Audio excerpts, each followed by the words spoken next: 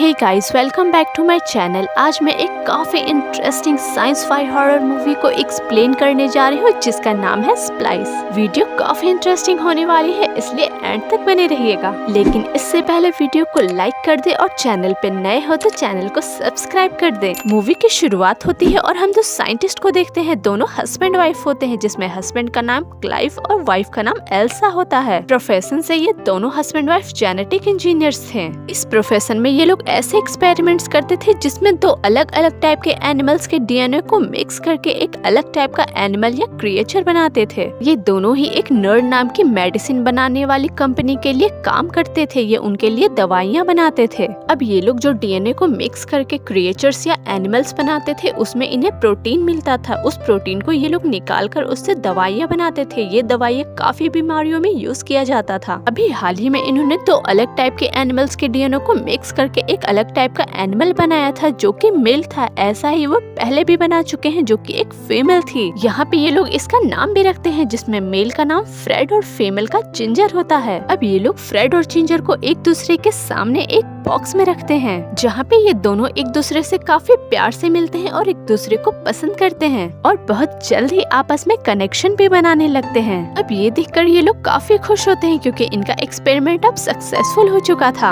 अब इस successful experiment की मीटिंग के लिए ये लोग कंपनी के सीईओ जॉन के पास जाते हैं। यहाँ पे ये लोग एक्सप्लेन करते हैं कि हमने बहुत सारे टाइप्स के एनिमल्स के डीएनए को मिक्स करके ये अलग टाइप का एनिमल बनाया है और इसके प्रोटीन की हेल्प से हम बहुत सारी बीमारियों की मेडिसिन बना सकते हैं। अब इसके साथ ही एल्सा अपना दूसरा आइडिया भी बताती है जिसमें वो ह्यूमन और एनिमल के डीएनए को मिक्स करके एक अलग टाइप का क्रिएचर बनाएंगे और उसकी प्रोटीन से ये लोग एक दवाई बनाएंगे। उस दवाई से कैंसर जैसी बड़ी बीमारियां भी ठीक हो सकती है। इस पर जॉन बोलते हैं कि जो तुमने अभी एक्सपेरिमेंट किया है एनिमल वाला, उससे कंपनी काफी खुश है, लेकिन जो तुम बात कर रही हो एनिमल और ह्यूमन के डीएनए को मिक्स करने की, उससे कंपनी अभी एग्री नहीं करेगी फिलहाल। इसलिए अभी जो तुमने क्रिएचर बनाया है उसकी प्रोटीन से हमारी कंपनी मेडिसिन बनाना चाहती है, इसलिए सभी एक्सपेरिमेंट को रोककर अभी मेडिसिन बनाने पे फोकस करो। इस पर एल्सा कहती है कि अगर हमने ये एक्सपेरिमेंट अभी नहीं किया तो शायद कोई और कंपनी कर लेगी। तब जॉन बोलती है कि मैंने कब कहा कि हम ये एक्सपेरिमेंट नहीं करेंगे, लेकिन अभी नहीं, क्योंकि हमें इस नई मेडिसिन को बनाना है और मार्केट में लॉन्च करना है। इसके बाद हम तुम्हारे आइडिया पे भी काम करेंगे। लेकिन एल्सा तो ये एक्सपेरिमेंट मेडिसिन बनाने के साथ साथ ही करना चाहती थी, लेकिन जॉन इसकी परमिशन नहीं देती और वो साफ तौर पर मना कर देती है।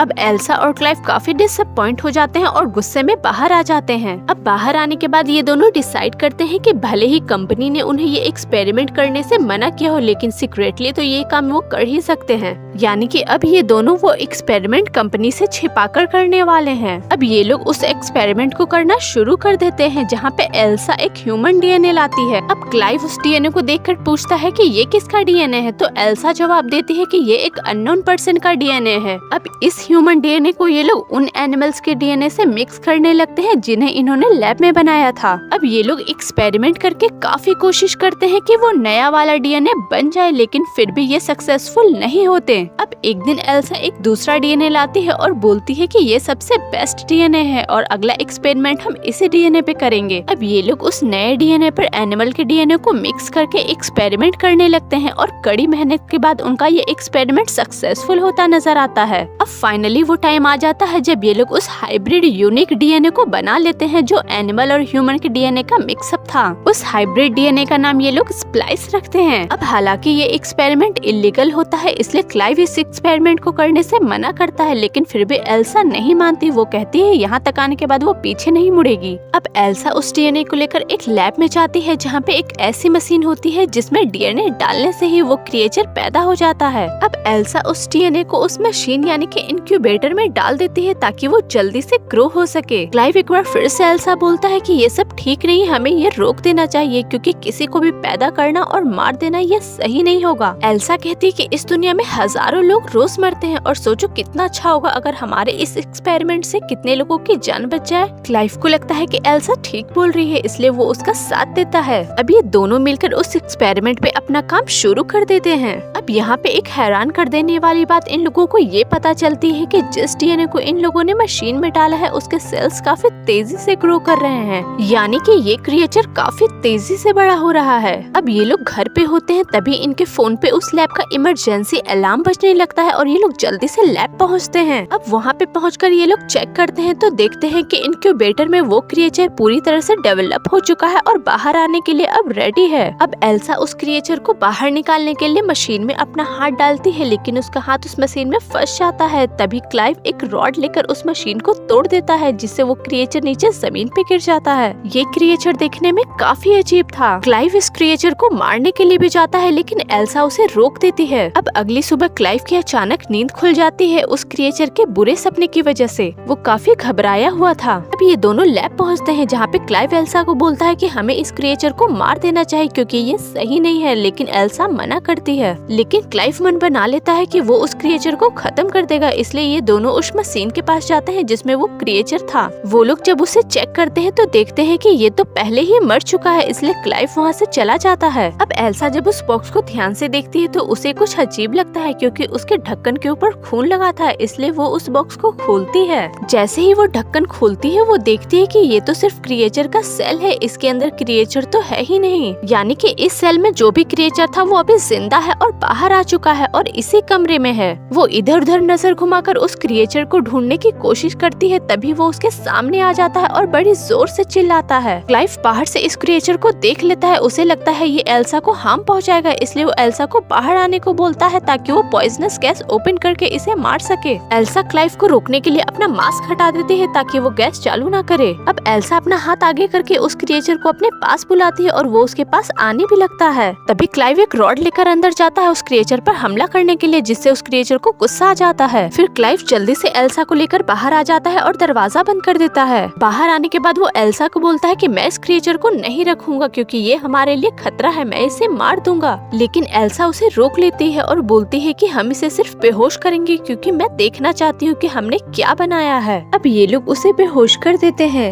अब बेहोश करने के बाद ये लोग इसे एग्जामिन करते हैं तो देखते हैं कि ये तो एक फीमेल है और इसकी ग्रोथ भी काफी फास्ट है, जिसकी वजह से ये जल्दी ही डेवलप होकर मर जाएगी। यानी कि इसकी लाइफ साइकिल बहुत छोटी है। अब ये लोग जब इसका एक्सरे करते हैं तो देखते हैं कि इसकी बॉडी में तो एक ट्यूमर है, जिसकी वजह से ये बहुत जल्द मर जाएगी। उसके बाद जब ये लोग इसके पूंछ को एग्जामिन करते हैं तो देखते हैं कि उसमें तो जहर है।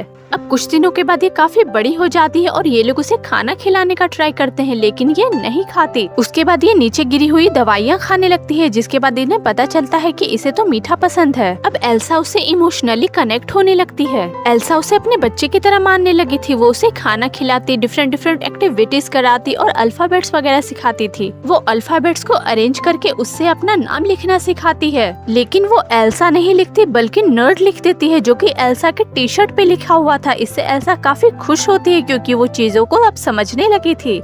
एल्सा उसका नाम ड्रेन रख देती है, जो कि नर्ड का उल्टा होता है। अब तभी वहाँ पे क्लाइव आ जाता है और वो एल्सा पे गुस्सा करने लगता है कि उसने इस जानवर को बाहर क्यों निकाला, इसे वापस अंदर रखो और इसकी दुम को भी कवर करके रखो। तब एल्सा क्लाइव से बोलती है कि तुम इसे जानवर मत बोलो। तब क्लाइव उससे पूछता है कि फिर मैं क्या बोलूँ। तब एल्सा बोलती है कि इसका नाम ड्रेन है क्योंकि इसने अभी अभी अल्फाबेट से NERD नर्ड बनाया है, जिसका उल्टा ड्रेन होता है। अब उसी समय क्लाइव का भाई ओवेन भी वहाँ पे आ जाता है और उनकी बातें सुन लेता है, क्योंकि ओवेन भी उसी कंपनी में काम करता था जिसमें क्लाइव और एल्सा करते थे। तभी ड्रेन ओवेन पे हमला कर देती है और एल्सा जल्दी से उसे डांटकर वहाँ से भगा देती है। क्लाइव अपने भाई को समझाता है कि वो ये सब किसी को ना बताए, लेकिन ओवेन उस पर गुस्सा करता है और बोलता है कि तुमने ये जो भी किया है वो गलत किया है। अब ये लोग समझ जाते हैं कि ड्रेन को उस लैब में रखना इनके लिए खतरे से खाली नहीं है, इसलिए वो लोग उसे एक बॉक्स में करके बेसमेंट में ले आते हैं। अब उसी समय ड्रेन उल्टियाँ करने लगती है और ये लोग देखते हैं कि उसे बहुत तेज बुखार है और उसने सांस लेना भी बंद कर दिया है। क्लाइव जल्दी से ड्रेन को उठाता है और पानी में डाल देता है, जिससे वो सांस लेने लग जाती है। ये लोग समझ जाते हैं कि इसकी बॉडी में वो ट्यूमर नहीं था बल्कि एक्स्ट्रा लंग था, जिससे ये पानी में भी सांस ले सकती है। अब वो दिन आ जाता है जब जॉन ऑफिशियली फ्रेड और जिंजर को मीडिया के सामने लाती है और उनके बारे में बताती है।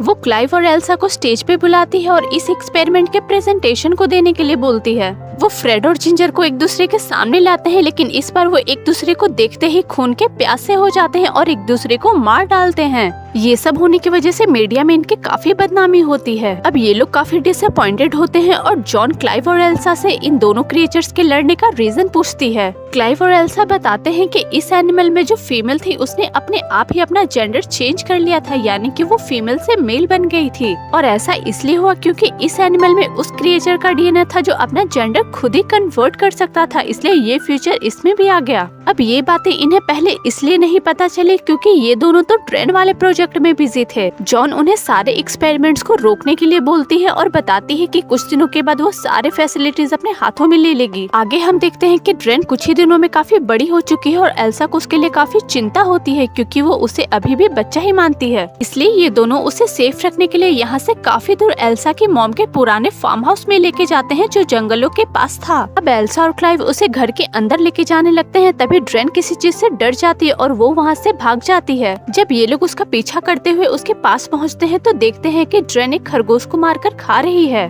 अब ये लोग उसे घर लेके आ जाते हैं जहाँ पे एल्सा उसे ये सब करने के लिए डांटती है, जिसके बाद ड्रेन गुस्सा होकर पानी की टंकी में कूद जाती है। क्लाइव एल्सा से बोलता है कि इसे कुछ देर के लिए अकेला छोड़ दो। अब कुछ देर के बाद एल्सा उसके पास आती है और उसे खाना खाने को देती है, लेकिन वो खाना खाने से मना कर देती है और अल्फाबेट से लिख के बताती है कि वो बोर हो रही है। तब एल्सा पूछती है तुम्हें क्या करना है, फिर ड्रेन दोबारा लिखकर बताती है आउटसाइड, यानी कि उसे बाहर जाना है, लेकिन एल्सा मना कर देती है। तब ड्रेन गुस्से में चीजें तोड़ने फोड़ने लग जाती है और छत की खिड़की को तोड़कर बाहर निकल जाती है। अब एल्सा और क्लाइव भी ड्रेन के पीछे पीछे छत पे जाते हैं तो वो देखते हैं कि ड्रेन के तो काफी लंबे पंख निकल आए हैं और वो बस उड़कर यहाँ से दूर जाने ही वाली होती है कि तभी क्लाइव उसे रोकता है। वो ड्रेन से बोलता है कि हम तुमसे बहुत प्यार करते हैं और हमें तुम्हारी जरूरत है, प्लीज हमें छोड़कर मत जाओ। ये सुनकर ड्रेन के पंख वापस उसकी बॉडी के अंदर चले जाते हैं और वो क्लाइव के पास आकर उसके गले लग जाती है। अब ड्रेन इमोशनली इन लोगों से काफी अटैच हो रही थी। अब एक दिन एल्सा ड्रेन की बनाई हुई ड्राइंग को देखती है तो उसे समझ में आ जाता है कि ये क्लाइव है, यानी कि ड्रेन अब क्लाइव की ओर अट्रैक्ट हो रही है। अब ड्रेन को एक बिल्ली मिलती है, वो उस बिल्ली को अपने पास रखना चाहती है, लेकिन एल्सा उससे बिल्ली ले लेती है क्योंकि उसे डर होता है कि कहीं वो बिल्ली को भी ना मार दे।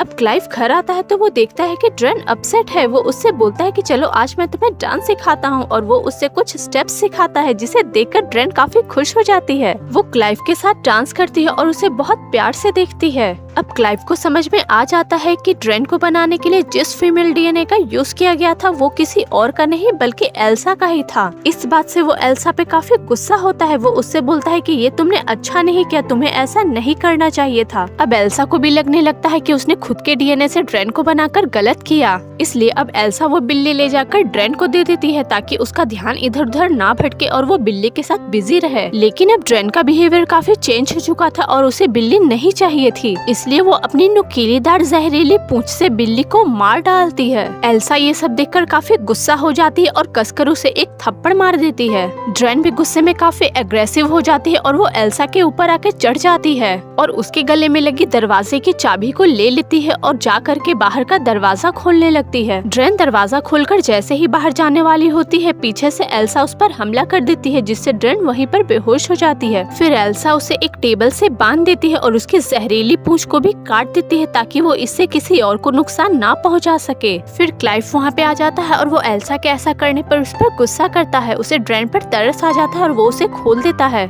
अब आगे हम देखते हैं कि एल्सा उस पूंछ को लेकर लैब जाती है और उस पूंछ में जो जहर मौजूद था उसे निकालकर प्रोटीन बनाने में कामयाब हो जाती है। फिर एक दिन क्लाइव कैमरा की फुटेज को अपने लैपटॉप की स्क्रीन पे देख रहा होता है कि ड्रेन कहाँ पे है। चेक करने पे वो देखता है कि ड्रेन पानी में तैर रही है, जिसे देखकर वो लैपटॉप की स्क्रीन पे हाथ लगाता है, यानी क्लाइव भी अब ड्रेन की तरफ अट्रैक्ट हो रहा था। अब ड्रेन भी कैमरे पे हाथ लगाती है क्योंकि उसे एहसास हो चुका था कि क्लाइव उसे देख रहा था, इसलिए क्लाइव नर्वस हो जाता है और वो लैपटॉप बंद कर देता है। अब आगे हम देखते हैं कि क्लाइव अकेला ही उस फार्म हाउस में जाता है और ड्रेन को आवाज देकर उसे बुलाता है। जब वो नहीं आती तो वो उसके कमरे में जाकर उसे ढूंढता है। तभी उसे महसूस होता है कि उसके पीछे कोई खड़ा है। जब वो पीछे मुड़कर देखता है तो उसके पीछे ड्रेन खड़ी होती है। अब ड्रेन उससे अपनी फीलिंग्स बताती है कि तुम मुझे बहुत पसंद हो, लेकिन क्लाइव उसे ऐसा बोलने से मना करता है और कहता है कि ये सब गलत है, तुम्हें ऐसा हमारे बारे में बिल्कुल भी नहीं सोचना चाहिए। लेकिन वो अपनी फीलिंग्स कंट्रोल नहीं कर पाता और दोनों एक दूसरे को किस करने लग जाते हैं। तभी वहाँ पे एल्सा आ जाती है और दोनों को इंटीमेट होता देख लेती है। एल्सा काफी हर्ट होती है और गुस्से में वहाँ से चली जाती है। अब क्लाइव एल्सा को मनाने के लिए उसके पास जाता है और उससे अपनी गलती के लिए माफी भी मांगता है। उन दोनों को एहसास होता है कि उन्हें ये क्रिएचर नहीं बनाना चाहिए था। एल्सा कहती है कि उसे जो प्रोटीन ड्रेन से चाहिए था वो उसे मिल चुका है और वो काफी ज्यादा है, इसलिए अब उसे ड्रेन की जरूरत नहीं है। इसलिए अब ये दोनों डिसाइड करते हैं कि अब वो ड्रेन को मार देंगे। अब एल्सा और क्लाइव ड्रेन को मारने के लिए फार्म हाउस में जाते हैं तो वो देखते हैं कि ड्रेन तो पहले से ही काफी बीमार है, क्योंकि उसकी लाइफ साइकिल काफी छोटी होती है और वो तेजी से डेवलप कर रही होती है। इस वजह से वो कुछ ही देर में मर जाती है। एल्सा को उसके लिए थोड़ा बुरा भी लगता है, क्योंकि उसने उसे बच्चे की तरह पाला था और उसके अंदर उसी का डीएनए था। अब ये दोनों उसे उठाकर जंगल के करीब लेके जाते हैं और वहीं पे उसे दफना देते हैं। अब ये लोग उसे दफना कर आ ही रहे होते हैं कि तभी वहाँ पे क्लाइव का भाई ओवन एक नर्ड कंपनी के एम्प्लॉय के साथ आ जाता है। वो कहता है कि तुमने जो प्रोटीन बनाया था उसमें इन्हें ह्यूमन डीएनए मिला है, इसलिए इन्हें पता चल चुका है कि तुमने एक क्रिएचर बनाया है जो ह्यूमन जैसा है और नर्ड कंपनी उस क्रिएचर को देखना चाहती है, इसलिए वो लोग उसे सामने लाने को बोलते हैं। एल्सा कहती है कि ड्रेन तो मर चुकी है और वो अभी अभी उसे दफना कर आए हैं। तभी किसी की जोरदार चीख सुनाई देती है और वो चीख उसी तरफ से आई थी जिस तरफ से उन्होंने ड्रेन को दफनाया था। अब ये लोग भागकर उस तरफ जाते हैं तो देखते हैं कि जहाँ इन्होंने ड्रेन को दफनाया था वो वहाँ पे नहीं है, बल्कि वो तो छत पे है। वो देखते हैं कि उसने अपना चेहरा, बॉडी और जेंडर तक को चेंज कर लिया है। वो फीमेल से अब मेल बन चुकी है और जो पूछ एल्सा ने काट दिया था वो उसने फिर से जनरेट कर लिया है। ये लोग ड्रेन को नीचे आने को बोलते हैं, लेकिन वो कूदकर जंगलों की तरफ भाग जाती है। अब ये लोग उसे पकड़ने के लिए उसके पीछे पीछे जंगलों में जाते हैं। तब ड्रेन ओवन और उस एम्प्लॉय पे हमला करके उसे मार देती है। ये लोग अपनी जान बचाने के लिए वहाँ से भागते हैं। तभी अचानक ड्रेन एक तालाब के अंदर से निकलकर बाहर आती है। ड्रेन मेल बनने के बाद पूरी तरह से चेंज हो चुकी थी। उसके अंदर एल्सा और क्लाइव के लिए जो भी फीलिंग्स थी अब वो खत्म हो चुकी थी। वो उन्हें भी बस मार देना चाहती थी। क्लाइव पानी में कूदकर ड्रेन को रोकता है और वो एल्सा को वहाँ से भागने को बोलता है। एल्सा वहाँ से जल्दी से भागती है, लेकिन ड्रेन उसका पीछा करके उसे पकड़ लेती है और उसके साथ जबरदस्ती करके इंटीमेट हो जाती है। तभी क्लाइव वहाँ पे आ जाता है और वो एक नुकीलेदार लकड़ी के टुकड़े को ड्रेन के पीठ में घुसा देता है, जिससे ड्रेन इंजर्ड हो जाता है।